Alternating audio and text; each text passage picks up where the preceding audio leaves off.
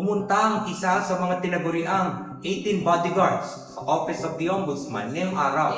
Sinamahan si Johnny Buduan ng kanilang abogado na si Levito Baligod sa tanggapan na ito.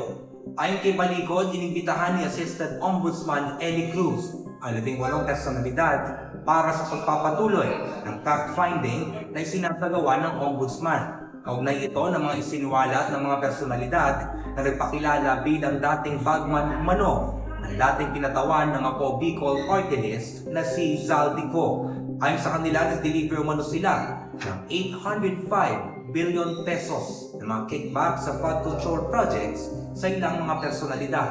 Tinanong naman natin kung para kaninong kaso ang sinasagawang fact-finding ng Ombudsman. Pero sabi ni Assistant Ombudsman Nico Clavano, confidential daw ang mga ganyang detalye.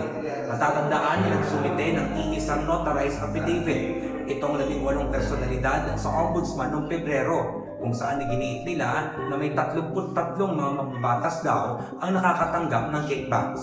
Pero sinabi ni Ombudsman Jesus Crispin Remulla na dapat magsumite sila ng individual o magkakahiwalay na affidavit para daw mas accurate at may kredibilidad ang mga salaysay nila.